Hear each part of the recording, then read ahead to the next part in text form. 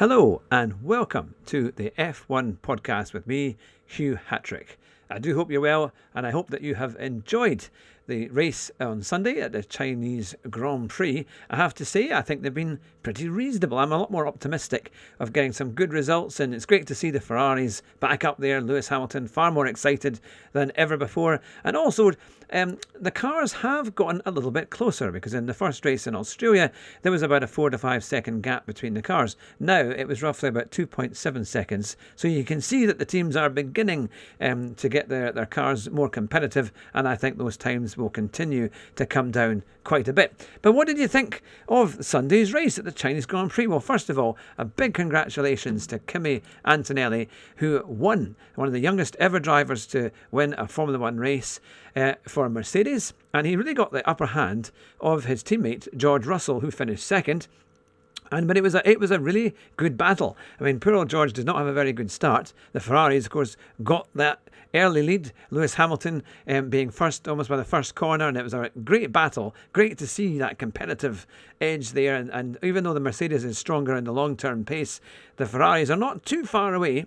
And they're just going to work on the strategies a bit more to really see it come about. But it was interesting. There were certainly quite a few overtakes, and I think the drivers are beginning to figure out where to use their engine, their battery boost. I know a lot of people said, "Oh, it feels like it's fake racing," but well, they have to adjust to the new way, the new rules of how the cars actually work. And the cars look better, they drive a bit better, and some of the drivers are finding them pretty decent. Maybe not the Aston Martin drivers, the poor old Lance Stroll and Fernando Alonso. There was a picture of Alonso having to take his hands off the wheel because obviously it was affecting his nerves. So they're still going to have to work on that quite a bit.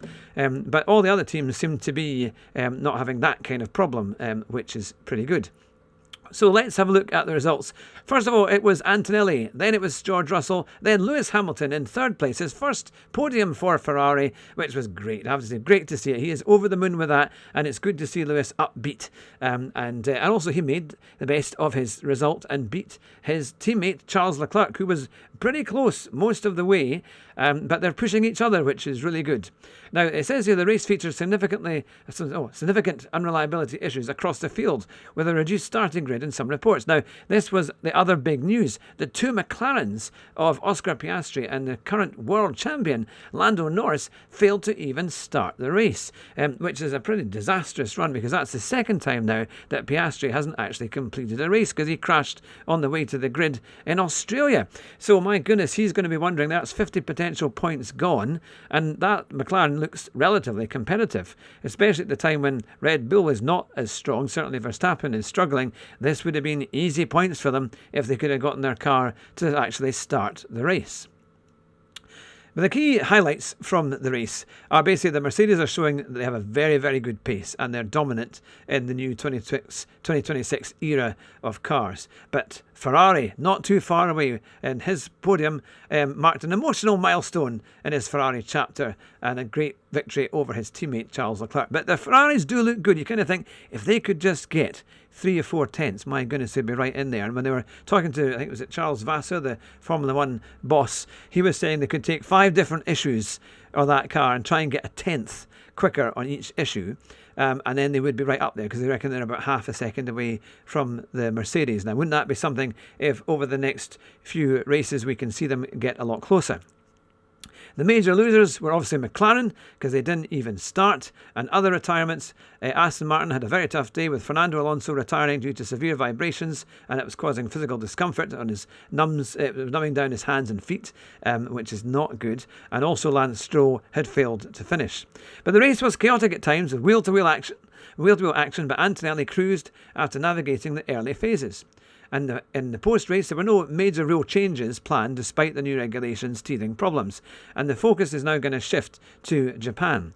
But the other big news was that they have decided to cancel both Bahrain and Saudi Arabia, which means there's going to be a big gap in the calendar in April. And are they going to fill it with any replacement races? Because it might be quite difficult to replace them later on in the year. So we'll have to figure out what the FIA are going to do. But as soon as we know, I will do a podcast on that to let you know the news. But it was interesting, though, that the race delivered history with Antonelli's breakthrough and Hamilton's Ferrari milestone amid a backdrop of reliability challenges typical of the regulation reset. But it was what was also quite interesting was that the Alpines were there. Now, there was a couple of safety cars. People had gone off. There were quite a few, kind of clashing when they overtook. Other cars went off. But, it was showing that they could... There's a race within a race, which is what I quite like overall. And many of these cars, like I have to say, Ocon and Oliver Bierman both did well. And the Haas cars, they've looked pretty strong overall. Hajar's looked okay as well, and is pushing his teammate rather well. And poor old Verstappen, well, he really struggled. In the end, he actually failed to finish. So that's another world champion, 4 times world champion, who didn't make it to the end of the race. And if there's one man who is unhappy with the current regulations, it is certainly Max Verstappen. I don't think it would be enough to make him leave the sport, but it would certainly, he's not happy and he would like a lot of changes. What's quite interesting, when you look at the starting grid, and they have their pre-start sign that comes on, and then they have this wonderful drone camera that goes from the start of the grid right the way through to the back. The amount of cars that didn't even make it there. There were really real problems with Albon and his problems with his Williams, although Saints did actually start the race and continue on. But a lot of this, they've got a lot of things they need to sort out. Maybe this little break when they, instead of having the Bahrain Grand Prix and the Saudi Arabian Grand Prix, maybe that will help them to close up a bit and get their cars reliable enough so they can actually get them on the grid and they can do the full race distance. Because it's not been a while since we've seen, a grid of certainly of 22 cars, but maybe 6 or 7 vehicles fail to finish by the end of the race. Most of the time, especially up until the end of last year, but many races, everybody finished. So let me know what you think of the race and also the standards and the kind of racing that we're getting. Do you think that the racing is fake, or do you think it's decent and will improve? I mean, there's no doubt there are gimmicks. Like people would say that DRS was a gimmick, and is it just about overtaking? We had a big discussion about this on our previous show, which we did last Thursday with Simon and Rue. And it's not really a matter of the amount of overtakes, it's the quality of the overtakes and how hard the drivers are going to have to really push for them to see if they can get past another car. But this is interesting because when you have that battery, it's all about when do you use it. Drivers that were using it too early were getting ahead at one point, but then by the first corner, they were being passed again. So it was, it did, it certainly made the race interesting enough to watch right the way through. I have to say, I was quite excited by it and enjoyed watching it. As some of the races were last year, they were quite close and they were quite exciting. So it's going to be different.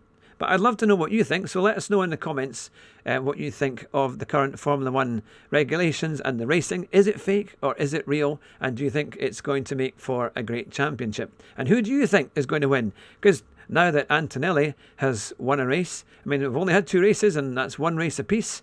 We've got Leclerc and Hamilton. I think they must be on the same points because they've both had a 3rd and a 4th. So what's going to happen there? It could be interesting. If the Ferrari make a sudden jump in competitiveness, could they win a race this year? I certainly think it's possible. So let me know in the comments. It's been lovely to do this race summary for you, but a milestone with one of the youngest drivers ever winning a Grand Prix, which is, of course, Kimi Antonelli. And then it was George Russell and Lewis Hamilton on the podium. So drive fast, don't crash. I'll see you in the next one. Bye just now.